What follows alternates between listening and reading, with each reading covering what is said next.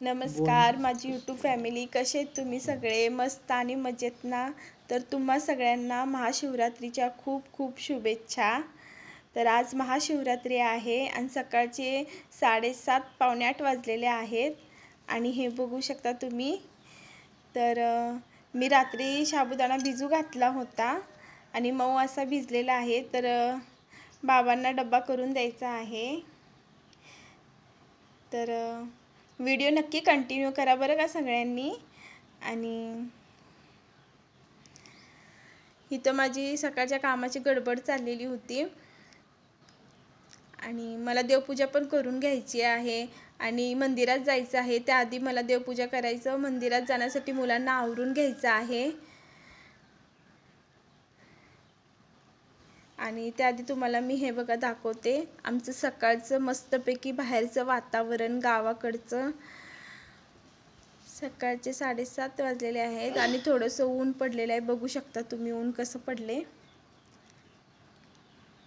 माझं आवरून झालेलं आहे आणि ह्यांना आंघोळ करायची आहे। हे मोबाईल बघत बसलेले आहेत आणि अन्वी पण तिथं बसली आहे त्यांच्यासोबत।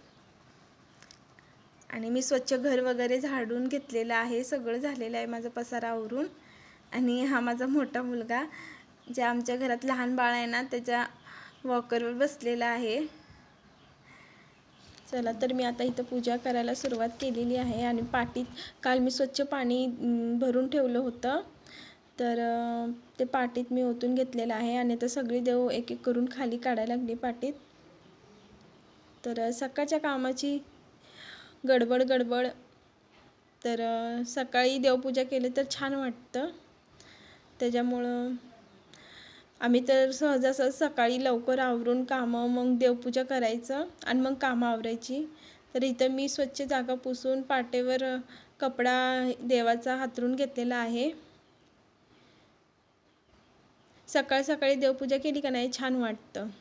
तर इथं माझी फायनली देवपूजा झालेली आहे, बघू शकता तुम्ही। मी धूप वगैरे लावलेला आहे आणि आज महाशिवरात्री आहे, त्याच्यामुळे सकाळी 7लाच केल्यावर छान वाटतं। तर इथं मी सारवून घेतलेलं आहे आणि रांगोळी काढून घेतलेलं आहे, कालच सारवलं होतं मी। आणि इथं मुलं खात बसले साबुदाणा। मुलांचं खाऊन झालंय आणि पटकन मुलांना आवरून घेतलं मंदिरात जाण्यासाठी। तर बघा मुलं किती छान तयार झालेले आहेत आणि अन्वी कशी दिसते नक्की कमेंट करून सांगा। तर फायनली आम्ही रेडी झालो आहोत मंदिरात जाण्यासाठी।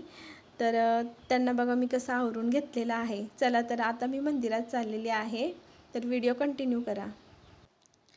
तर इथं आम्ही मंदिरात आलेलो आहोत आणि बघा अन्वी आणि आमचं छोटूसं बाळ कसं पाया पडत आहे। आणि इथे काय आमच्या इथे महादेवाची पिंड वगैरे नाही आहे, पण इथं ज्योतिबाचं मंदिर आहे आमच्या गावात छोटंसं। तर मी तिथे आलेली आहे आणि ह्यांनी ना व्हिडिओ शूट करायला लागलेत आणि काहीतरी बोलत होते म्हणून मी त्यांच्याकडे बघत होती। तर बघा मुलांचं पण चाललेलं आहे की आम्हाला पण घंटी वाजवायचे म्हणून। माझं इथं पाया पडून झालेलं आहे आता आणि ह्यांनी नारळ फोडलं होतं। तर मंदिराच्या मागं एक छोटीशी छान अशी कालभैरवची मूर्ती आहे, बघू शकता तुम्ही। बघा किती छान अशी मूर्ती आहे आणि मी पाया पडत असताना ह्यांनी नारळ फोडून इथे देवाला दाखवलं होतं आणि बघा किती छान अशी मूर्ती आहे। तर खूप जुनं असं मंदिर आहे हे आमच्या गावचं, ज्योतिबाचं मंदिर आहे आणि ज्योतिबा हा पण महादेवाचाच अवतार आहे, तुम्हाला सगळ्यांना माहीतच असेल। तर सकाळचं ऊन पडले बघा इथं किती, आणि बघा बघू शकता तुम्ही। आणि मी तुम्हाला मागचा परिसर पण दाखवलेला आहे। तर मी तिकडे जाताना ना इथं अगरबत्ती अशीच ठेवून गेली होती, कारण की मी माचीसच आणलं नव्हतं आणि त्यांना अचानकीच देवाऱ्याच्या गाभाऱ्यात आतमध्ये माचीस दिसलं त्यांना। तर त्यांनी आता अगरबत्ती लावतायत। मी माचीस घेऊन आली नव्हती ना, तर त्यांना अचानक दिसलं, ते एक बरं झालं। तर त्यांना मुलांना घेऊन अगरबत्ती लावतायत आणि मी व्हिडिओ शूट करायला लागली। तर बघू शकता आमचं ते छोटूसं बाळ कसं मध्ये मध्ये करते। तर ह्यांनी बघा सगळ्यांना गुलाल लावतायत आणि मला पण लावलं गुलाल.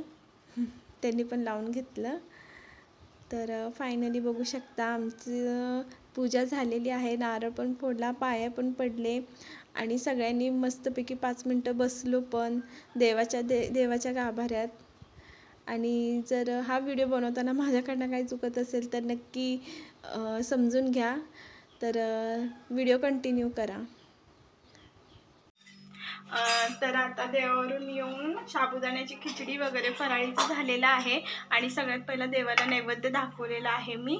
आणि आता ह्यांना देते फराळीचं खायला. तर नक्की चॅनलवर कोण नवीन असेल तर कोण व्हिडिओ बघत असतील तर नक्की सबस्क्राईब करा आणि लाईक करा, शेअर करा, कमेंट करा. Bye bye.